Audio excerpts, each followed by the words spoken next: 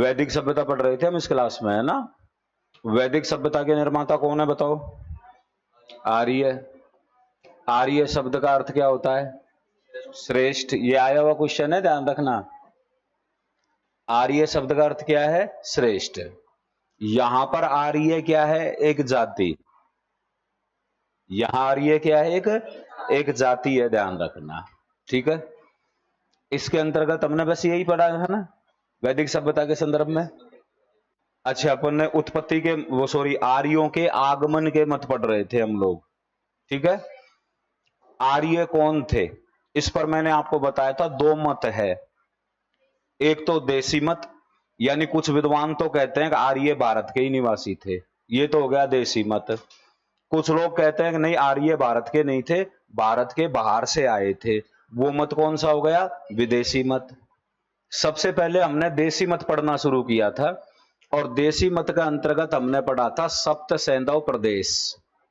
सप्त सैंधव प्रदेश, ये आर्य जो लोग थे ये सप्त सैंधव प्रदेश के थे।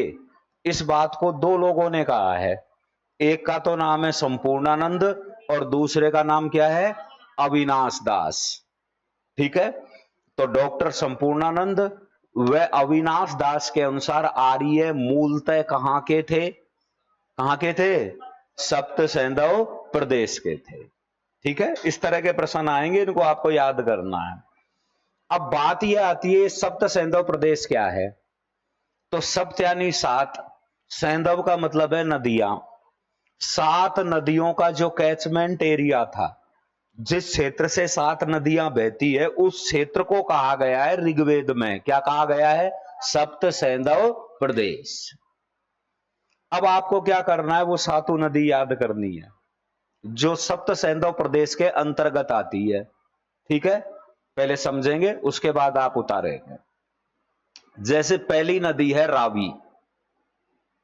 कौन सी नदी है? रावी। रावी को अब हम रावी कहते हैं। क्या कहते हैं? रावी। लेकिन ऋग्वेद में इसे कहा गया है परुष्णी। क्या कहा गया है? परुष्णी।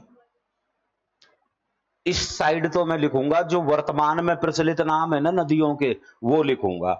जिन नामों से आज लोग उन नदियों को जानते हैं वो तो लिखेंगे अपन यहां, और इस साइड लिखेंगे ऋग्वेद में इन नदियों को क्या कहा गया। ये प्रश्न सेकंड ग्रेड में भी और थर्ड ग्रेड में कई बार आ चुका है। रावी नदी को ऋग्वेद में क्या कहा गया है? क्या कहा गया है? परुष्णी। ठीक है, सर्वाधिक बार आया प्रश्न है ये। अब तक इन नदियों से सबसे ज्यादा जो प्रश्न पूछा है ना, वो यही पूछा है। या तो ये पूछा परुष्णी नदी को वर्तमान ऋग्वेद में वर्णित परुष्णी नदी को वर्तमान में क्या कहते हैं? तो रावी। या यूं भी पूछा जा चुका है कि रावी को ऋग्वेद में क्या कहा गया? परुष्णी। इन सात नदियों में एक नदी है जिसका नाम है सतलज। नाम बोलो, क्या है? सतलज। ठीक है, सतलज को ऋग्वेद में कहा गया है सुताद्री। क्या कहा गया है? सुताद्री। सत यानी सो, और आद्री का मतलब आद्र का मतलब होता है गीला। अपन कहते हैं ना आज जलवायु आद्र है।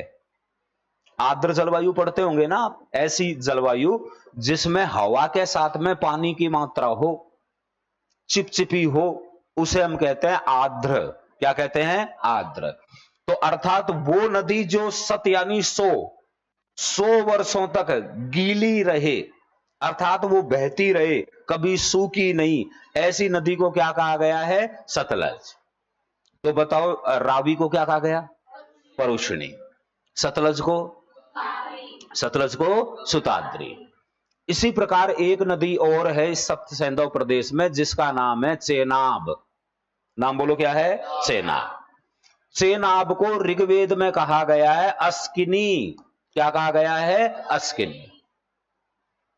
आर्य सप्त सैंधव प्रदेश के रहने वाले थे, ये बात किसने कही? ये बताएंगे मैडम। हाँ ना, देखो मत, आप दिमाग पे रखा करो, देखो मत, टीपो मत। और अविनाश दास। ये याद नहीं रहते क्या आपको? ऐसे ही तो पूछेगा वो, जैसे मैं पूछ रहा हूं वैसे ही पूछेगा। अब आप घर पर आकर ये कहोगे कि मुझे ये याद तो था लेकिन मैं प्रश्न समझ नहीं पाया, इस बात का कोई सम्मान नहीं करेगा मैडम।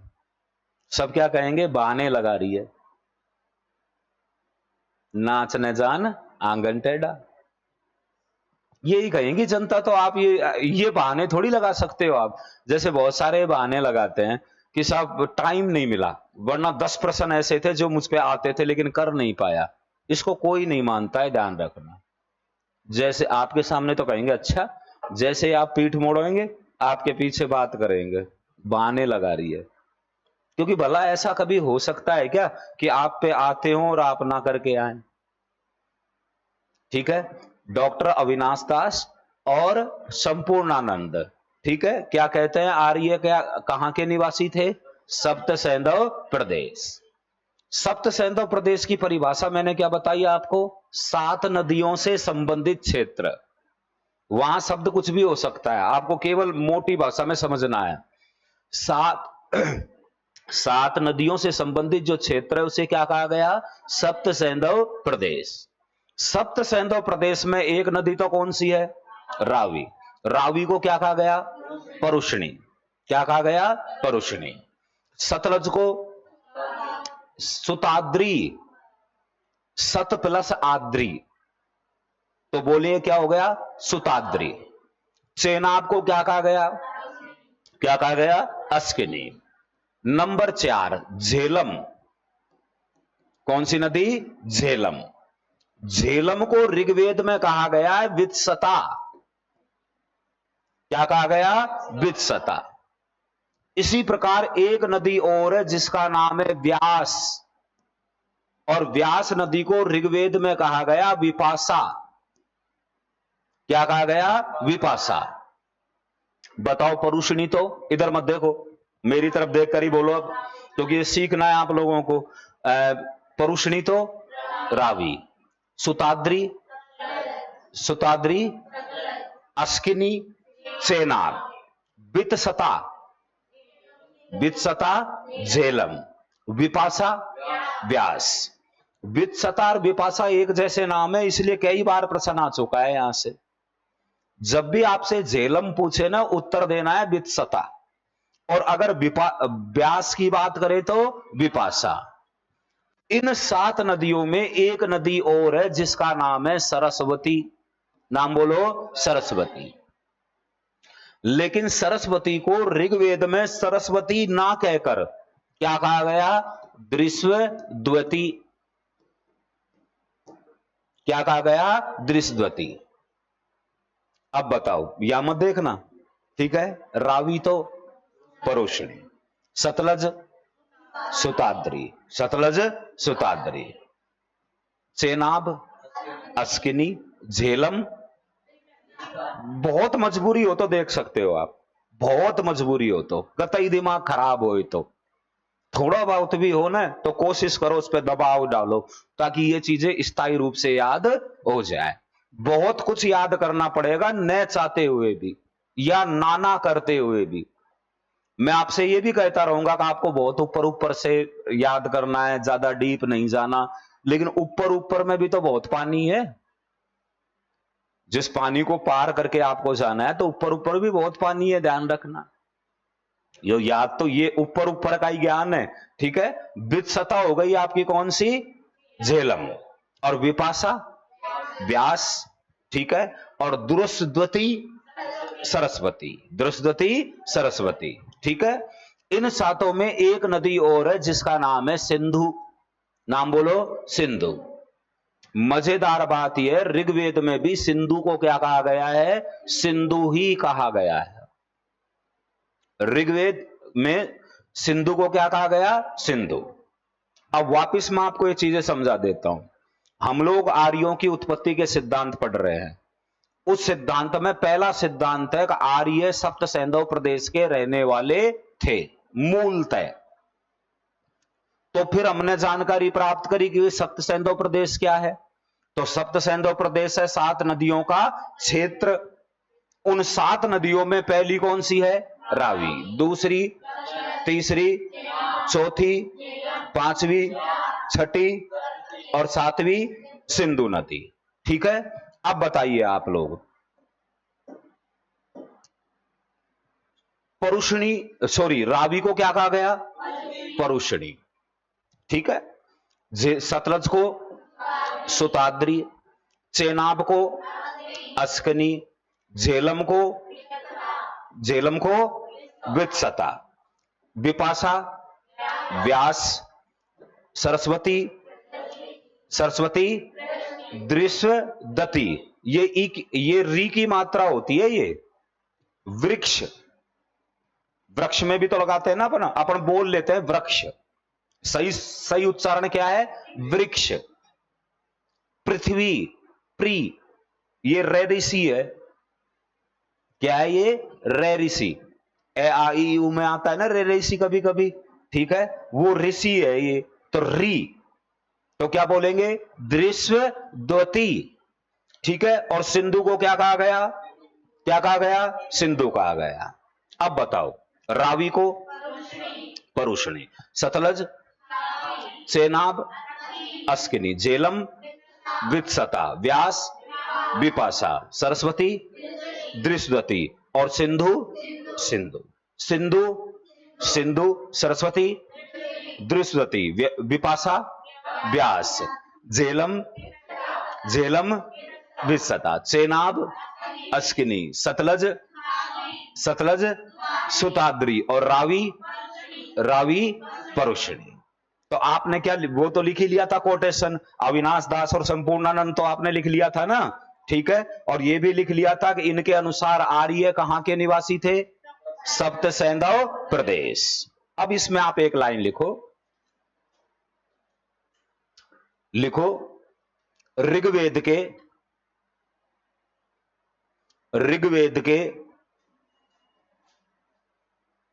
ऋग्वेद कोई भी चीज न लिखा का है तो आपको बिल्कुल बोलना है ऋषि ना। मैं तो आपको जनरल कह रहा हूं, आप तो लिखेंगे, आप बीएड होल्डर हैं, आप ऐसे छोटे मोटे थोड़ी है जो आप लिख भी नहीं पाएंगे।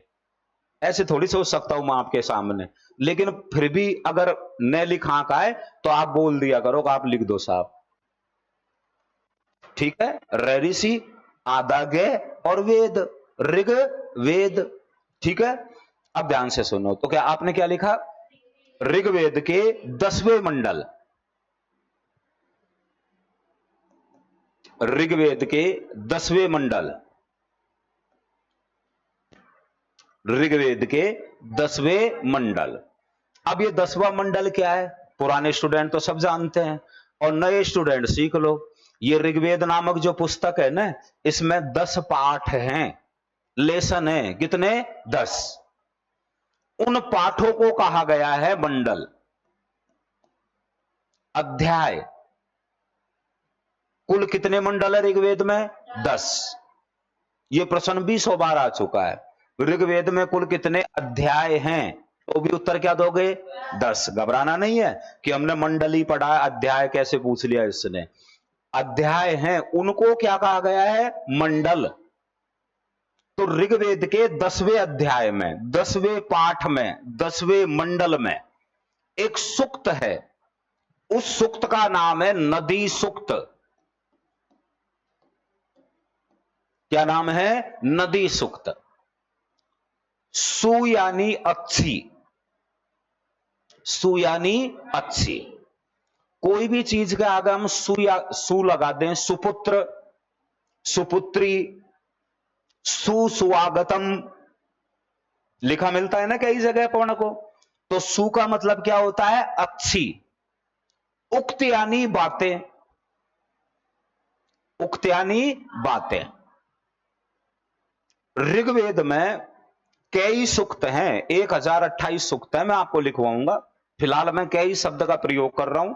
इन सूक्तों के अंदर भी क्या क्या बातें हैं वो मैं आपको लिखाऊंगा, जो परीक्षा के लिए इंपॉर्टेंट हो सकती है। तो ऋग्वेद में कुल 1028 सूक्त हैं। कितने हैं? और मंडल कितने हैं? 10। किसमें? ऋग्वेद में। उन 1028 सूक्तों में एक सूक्त है जिसका नाम है नदी सूक्त। कितने? कौन सा सूक्त? कौन सा सूक्त? नदी सूक्त। ठीक है, इस नदी सूक्त में टोटल 21 नदियों का प्रयोग हुआ है या उल्लेख हुआ है? बताओ, नदी सूक्त कौन से मंडल में है? 10वें मंडल में। ऐसे ही सीखोगे, ध्यान रख लो, बार बार प्रश्नोत्तरी करो, सीखो इन चीजों को। अब आपके पास रिवाइज का समय नहीं रहा। जिस तरह रीट किया ये इसी दिन किसी दिन सेकंड ग्रेड की आ जाएगी। आजकल फैशन क्या है, वैकेंसी डिक्लेयर होते ही परीक्षा की डेट डिक्लेयर करते हैं। पहले तो परीक्षा की डेट डिक्लेयर नहीं करते थे, फॉर्म भरते थे, फॉर्म भरने के बाद इंतजार करते थे परीक्षा कब, परीक्षा घोषित कब होएगी, परीक्षा घोषित कब होएगी। कोई 6 महीने में जाकर सुरसुराहट होता था कि अगस्त में परीक्षा हो सकती है, फिर चोरे जोर लगाते अगस्त आ जाता, फिर अगस्त में जाकर तारीख डिसाइड करते कि साहब 23 तारीख को हो सकती है, फिर भी बच्चों के अंदर संशय बना रहता, फिर 10-15 तारीख को क्लियर होती 23 को ही होगी। ठीक है, आजकल तो क्या होता है, 2 महीने का लास्ट टाइम देती है परीक्षा एजेंसी। 2 महीने के भीतर भीतर की कोई भी डेट आ जाएगी, फरवरी मार्च की कोई भी, फिर आप पढ़ नहीं पाओगे। इसलिए आप कोशिश करें, यहीं याद करें, आपस में डिस्कस करें। पढ़ाई का सबसे अच्छा तरीका यही है। मैं सिर्फ आपको समझाऊं और लिखाऊं, ये तो गाइड किताब में ही लिखा हुआ है। यहां बैठने से फायदा क्या है? यहां तो तभी सार्थक होगा आपका बैठना जब आप साथों साथ याद करोगे, क्योंकि दुनिया तो याद कर रही है घर बैठ के, 4 बजे की जग रही है पब्लिक। तो वो लोग जो पिछली बार कोचिंग कर गए अब कोचिंग करने थोड़ी आएंगे, वो तो वहीं घर पर रट रहे होंगे। और आप यहां से लिखकर फिर घर पर रटने की कोशिश करेंगे तो आपको समय नहीं मिलेगा। फिर आपको हमेशा यही शिकायत रहेगी कि 8 घंटे 6 घंटे तो हम कोचिंग में पढ़ते हैं, फिर हमारे पास टाइम ही नहीं मिलता रिवाइज का। ये पुल अंधे लिख लिख के रख लेना घर पे, कोई काम ही नहीं आएंगे। हाँ, जो बच्चों के लिए पढ़ रहा हो कि भाई मैं कोचिंग कर लूं और मेरे बच्चों को मैं नोट्स अभी बना दूं ताकि वो आराम से पढ़ लेंगे, उन्हें धक्के नहीं खाने पड़ेंगे कोचिंग के, उनके लिए तो सही है ये तरीका, लिख कर ले जाना। लेकिन जिनको खुद को उपयोग लेना है ये ज्ञान, वो कृपया मुझे कोऑपरेट करें।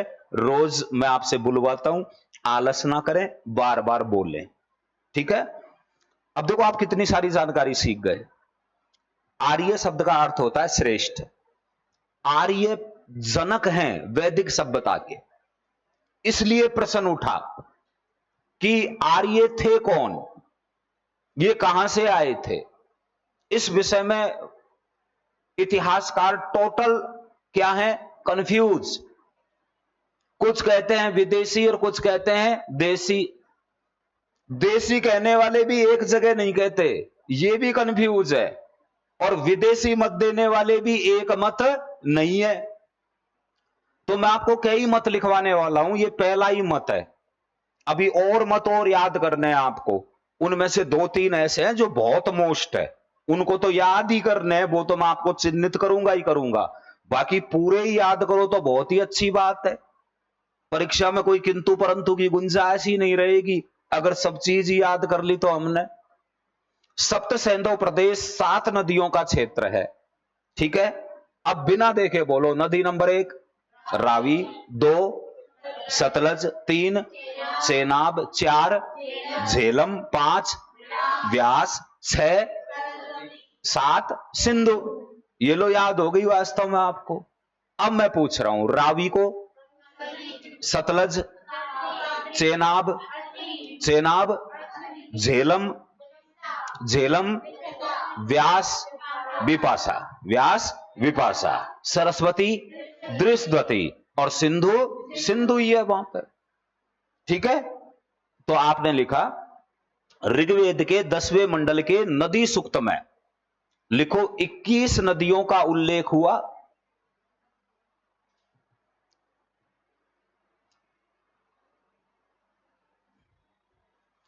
इक्कीस नदियों का उल्लेख हुआ,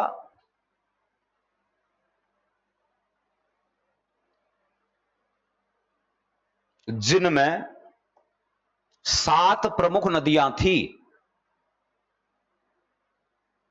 जिनमें 7 प्रमुख नदियां थी। अब प्यारे बच्चों, सातों के नाम लिखो और ऋग्वेद में वर्णित नाम बिना देखे लिख डालो सटाक से। जो सबसे पहले लिखेगा उसे 10 रुपए इनाम मिलेंगे।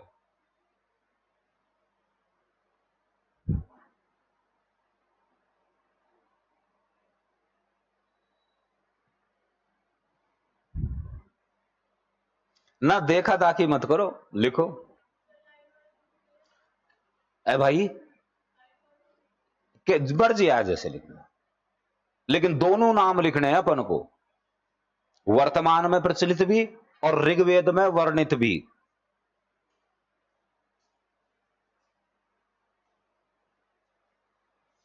आओ भाई, कहां से आती है भाई तीनों? कहां से? काई की क्लास लेती हो भाई? काई? उर्दू की? अच्छा अच्छा, उर्दू से तैयारी कर रहे हो तीनों, शाबाश। ना ना, लक्ष्य एक ही बनाओ, दोनों मात खा जाओगी यार। क्या पता नहीं है?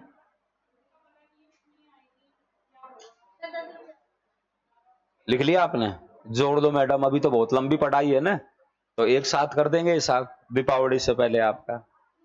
ठीक है, लिख लिया सभी ने सातों नदियों के नाम और सातों वर्णित नाम लिख लिए, शाबाश। क्या हुआ आपको, क्या हुआ? लिख लिया आपने भी? क्यों? ना ना ना, देख सारी छोरियों ने लिख लिया।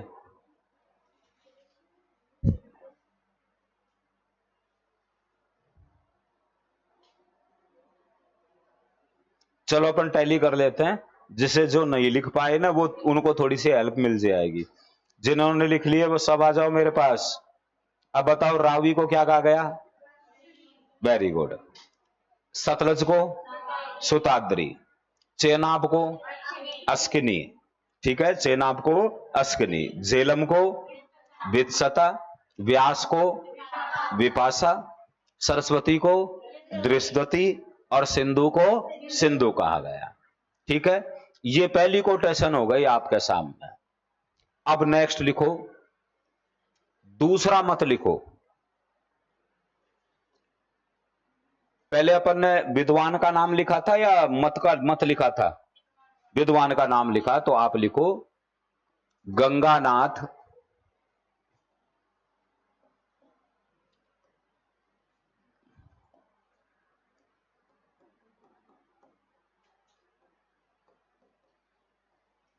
झा।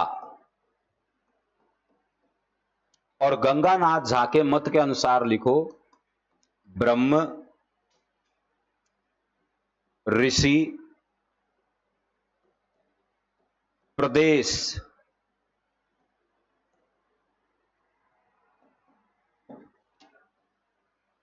ब्रह्म ऋषि प्रदेश,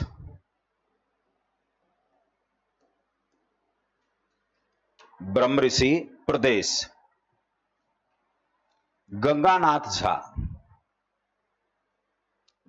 ब्रह्म ऋषि प्रदेश। अब देखो ध्यान से सुनो, दो मत आ गए हमारे पास में। एक मत तो कहता है कि ये आर्य सप्त सैंधव प्रदेश के थे, इनके साथ तो आपको नाम याद रखना था अविनाश दास और संपूर्णानंद। अब बात आ गई, आर्य जो थे ना वो मूलतः ब्रह्म ऋषि प्रदेश के रहने वाले थे। कौन से प्रदेश के? ब्रह्म ऋषि प्रदेश। ये मत किसका है? तो उत्तर होगा गंगानाथ झा का। या गंगानाथ झा के अनुसार आर्यों का मूल स्थान क्या था? ब्रह्म ऋषि प्रदेश।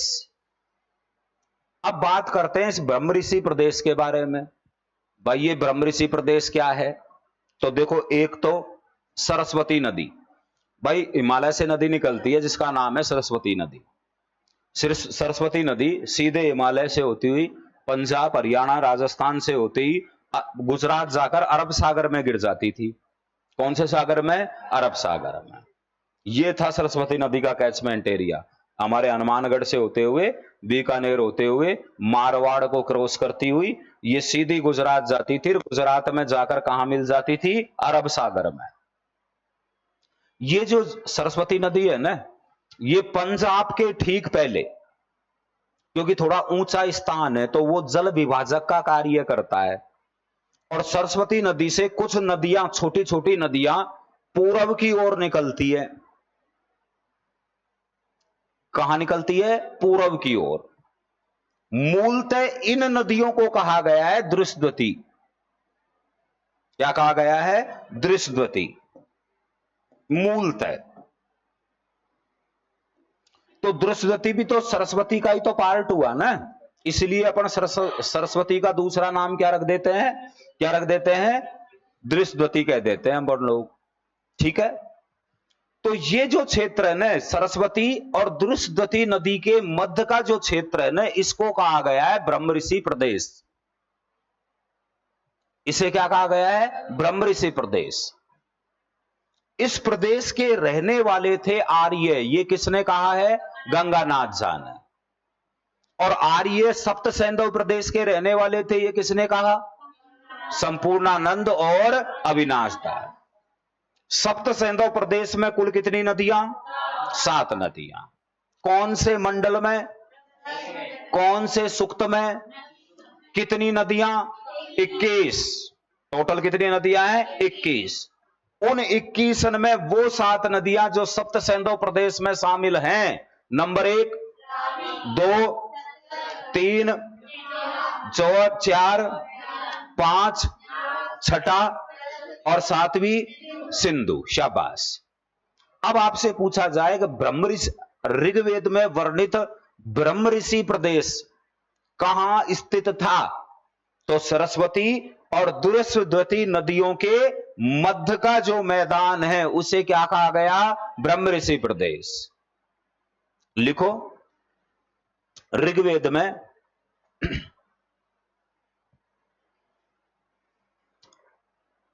सरस्वती और दृश्यवती नदियों, सरस्वती और दृश्यवती नदियों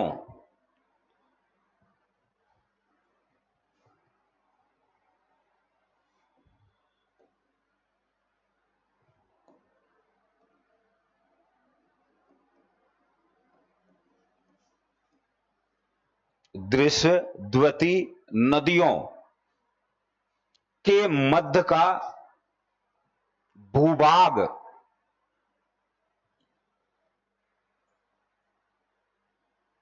ब्रह्म ऋषि प्रदेश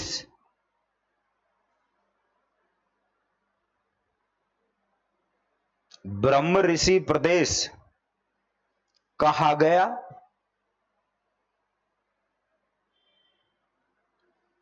इसे ऋग्वेद में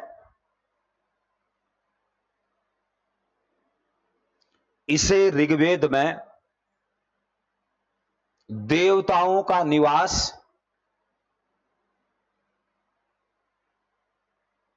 वह सबसे पवित्र, देवताओं का निवास वह सबसे पवित्र स्थल, सबसे पवित्र स्थल माना गया। माना गया। ठीक है। अब नेक्स्ट मत लिखो, तीसरा एलडी कल। तीसरा विद्वान है एलडी कल। इसके साथ लिखो कश्मीर।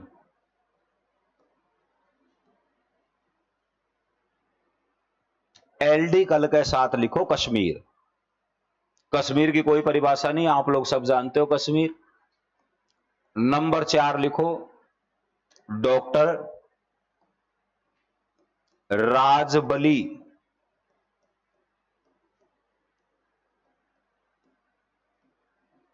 मध्य देश, मध्य देश, मध्य देश में आप लिखो हिमालय व विंध्याचल।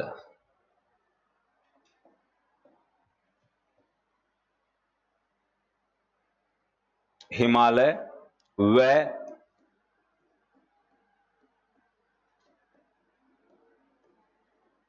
विंध्याचल, मध्य प्रदेश में है ना विंध्याचल की पर्वतमालाएं, तो हिमालय व विंध्याचल पर्वतमालाओं के मध्य का स्थान,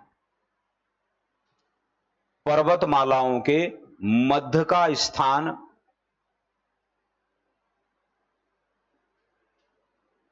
मध्य देश कहा गया, मध्य देश कहा गया। यहां हिमालय, यहां विंध्याचल मध्य प्रदेश में, इसके बीच का जो क्षेत्र था ना, इसे मध्य देश कहा गया है हिमालय, किसमें, ऋग्वेद में। ये 4 मत हैं देसी मत आर्यों की उत्पत्ति के। अब इन चारों मतों को एक बार कंफर्म कर लीजिए, ठीक है।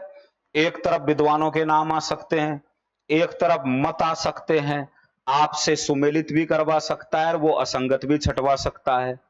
तो संपूर्णानंद और अविनाश तो कहते हैं सप्त सैंधव प्रदेश, गंगानाथ झा कहता है ब्रह्म ऋषि प्रदेश, LD कल्ल कहता है कश्मीर, और डॉक्टर राजबली कहता है मध्य देश। सप्त सैंधव प्रदेश में 7 नदियां, रावी, सतलज, चेनाब, झेलम, ब्यास, सिंधु और सरस्वती, ठीक है। इनके ऋग्वेद में वर्णित नाम क्या है वो भी मैंने आपको लिखा दिए। अब आप लिखो विदेशी मत, विदेशी मत, विदेशी मत, आर्यों की उत्पत्ति का विदेशी मत पढ़ेंगे हम लोग। और विदेशी मत में पहला आप लिखो बाल गंगाधर तिलक,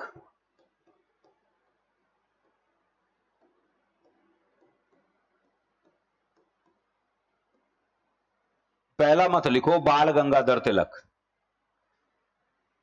बाल गंगाधर तिलक। ऋग्वेद के पहले मंडल में एक पहला सूक्त है जिस सूक्त का नाम है नासदीय सूक्त।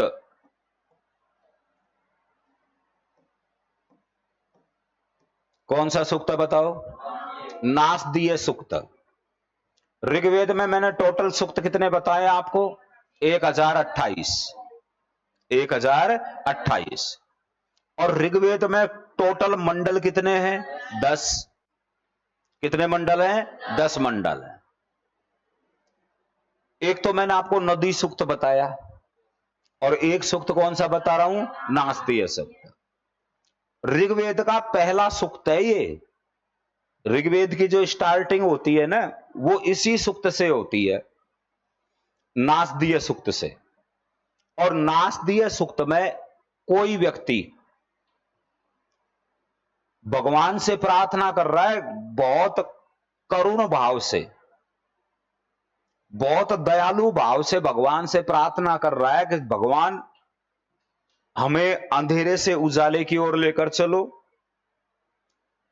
बहुत लंबी लंबी रातें होती है यहां। कैसी रातें होती है? लंबी लंबी रातें, अंधेरा रहता है बहुत लंबे समय तक, वो हमें डराता है, तो इसलिए हमें क्या दो? प्रकाश दो। अब लंबी लंबी रातें कहां होती है? उत्तरी ध्रुव में, 6 महीने के दिन और 6 महीने की रातें।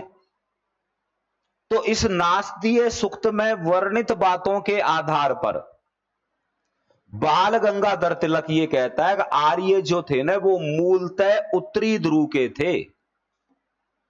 कहां के थे? उत्तरी ध्रुव के। ये मत बहुत फेमस मत है, कई बार प्रश्न लग चुके हैं। अगर आपसे पूछा जाए बाल गंगाधर तिलक के अनुसार आर्य मूलतः कहां के थे, तो उत्तरी ध्रुव के थे, ठीक है।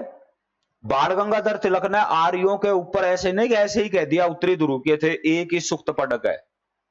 इसने वैदिक साहित्यों का बहुत गहन अध्ययन किया था बाल गंगाधर तिलक ने, और वैदिक साहित्यों पर आधारित या वैदिक सभ्यता पर आधारित इसने एक पुस्तक लिखी है जिसका नाम है the Arctic home of the Vedas. नाम बोलो क्या है? द आर्टिक बोलो बोलो। फेमस किताब है तो आपको पहले से याद होनी चाहिए। The Arctic home of the Vedas. किसकी पुस्तक का नाम है बताओ? बाल गंगाधर तिलक का। इस किताब में बाल गंगाधर तिलक ने आर्यों का पूरा वेद पढ़ा इसने, और फिर विश्लेषण निकाला कि आर्य मूलतः कहां के निवासी थे? उत्तरी ध्रुव के थे।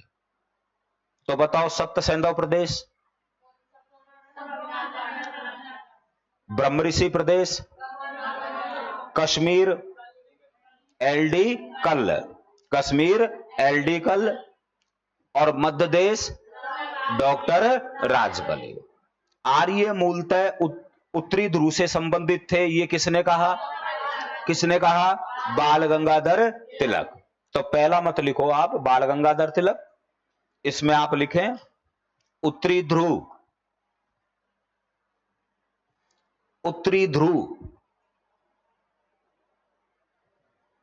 उत्तरी ध्रुव। अब इसमें एक लाइन लिखो, बाल गंगाधर तिलक ने अपनी पुस्तक, बाल गंगाधर तिलक ने अपनी पुस्तक the Arctic home of the Vedas, अपनी पुस्तक the Arctic home of the Vedas, Arctic home of the Vedas में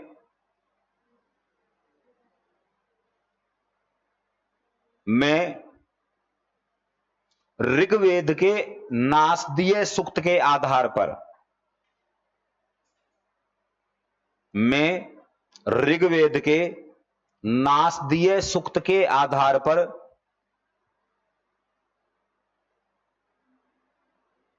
नासदीय सूक्त के आधार पर आर्यों का मूल स्थान उत्तरी ध्रुव बताया,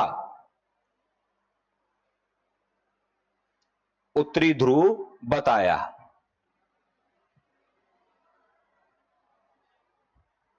नेक्स्ट लिखो आप दयानंद सरस्वती।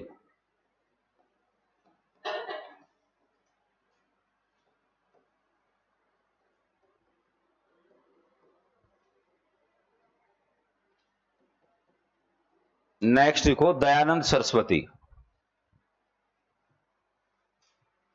बाल गंगाधर तिलक और दयानंद सरस्वती दोनों ही भारत के इतिहास के बहुत प्रमुख किरदार हैं, जिनको लोग इज्जत से पढ़ते हैं। ठीक है, अच्छा लोग मानते हैं इन दोनों को, और ये दोनों ही इस बात को प्रमाणित करते हैं कि हमारे सबके जो पूर्वज थे वो कहां से आए थे? बाहर से आए थे।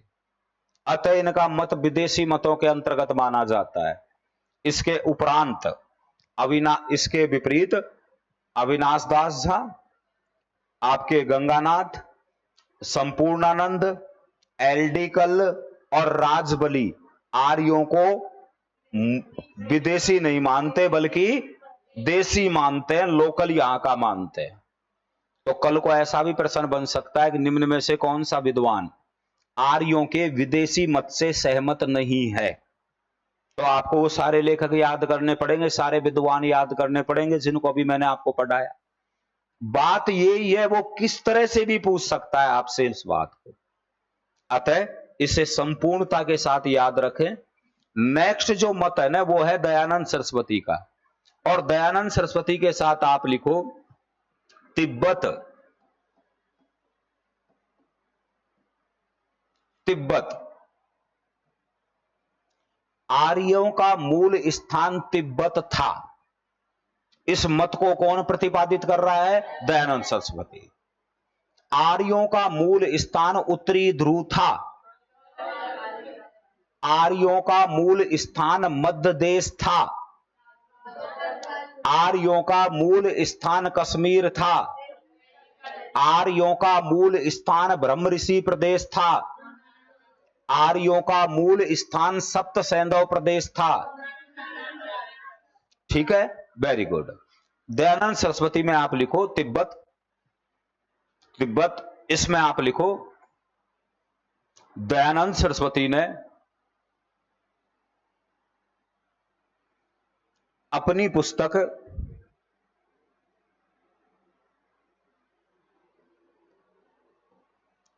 पुस्तक ऋग्वेदादि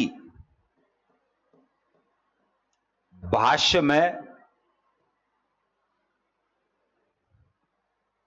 अपनी पुस्तक ऋग्वेदादि भाष्य में आर्यों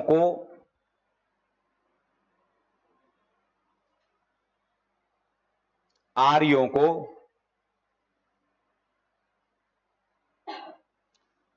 तिब्बत का मूल निवासी बताया।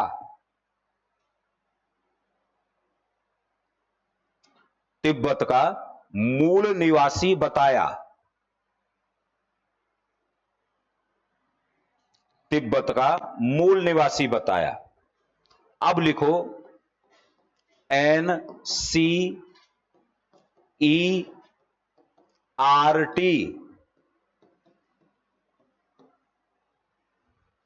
भारतीय शैक्षणिक अनुसंधान केंद्र, NCERT, जो स्टूडेंटों को यानी जो स्कूली शिक्षा के लिए पुस्तकें उपलब्ध करवाती है। पहली से लेकर 12वीं तक की शिक्षा को हम स्कूली शिक्षा कहते हैं, और इस स्कूली शिक्षा के पाठ्यक्रम का निर्धारण करती है NCERT। प्लस पुस्तकें भी, यानी पुस्तकों के अंदर जो लिखी हुई बातें हैं ना, उनको भी कौन उपलब्ध कराती है? NCERT। तो विदेशी मत में 3 मत तो बहुत फेमस है, जिनमें एक तो है बाल गंगाधर तिलक का, एक आता है आपका दयानंद सरस्वती का, और एक मत आता है NCERT का। ये 3 तो आपको याद रखना ही रखना है। इसमें आप लिखो NCERT के अनुसार, NCERT के अनुसार आर्यों का मूल स्थान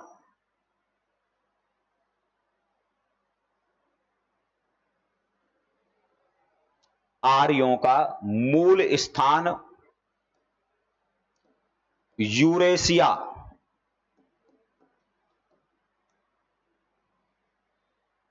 आर्यों का मूल स्थान यूरेशिया क्षेत्र का आल्पस पर्वत है। यूरेशिया क्षेत्र का आल्पस पर्वत है। आल्पस पर्वत है। जहां यूरोप और एशिया मिलते हैं उस जगह को क्या कहते हैं? यूरेशिया। ठीक है ना? तो यूरेशिया क्षेत्र में एक पर्वत है जिसका नाम क्या है? आल्पस। इस आल्पस पर्वत के मूल निवासी थे आर्य, ये तो कहती है कौन? NCERT। याद रखना इन सारे मतों को, ठीक है? नेक्स्ट मत लिखो, अगला मत लिखो DS Trived. DS Trived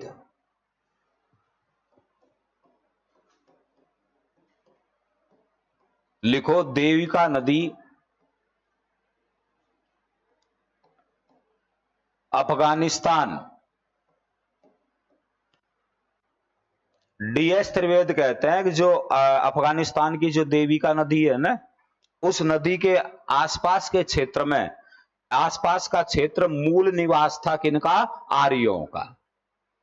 next लिखो आप गाइल्स।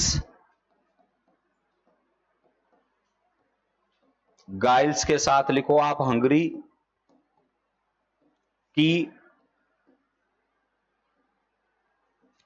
डैन्यूब नदी।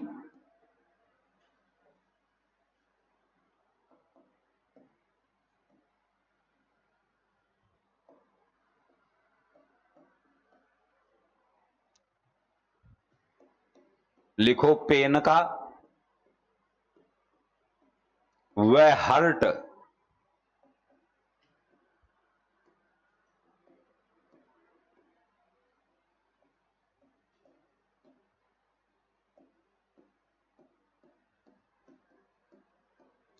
दक्षिणी रूस,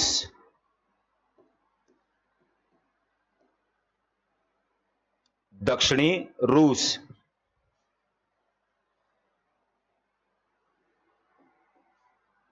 लिखो गार्डन साइड,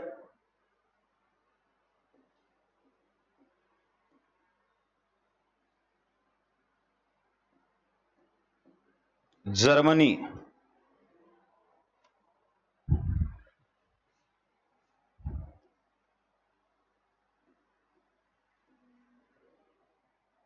गार्डन साइड और नेहरिंग,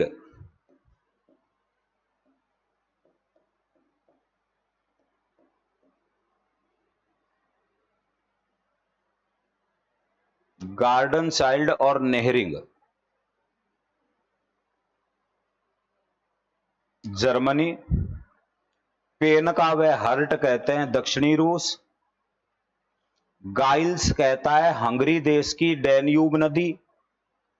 डीएस त्रिवेद कहता है अफगानिस्तान की देविका नदी। ये आर्यों के कौन से मत हैं? विदेशी मत। विदेशी मत में 3 मत तो आपको 100% याद रखने थे। एक तो बाल गंगाधर तिलक, एक दयानंद सरस्वती और एक एनसीईआरटी।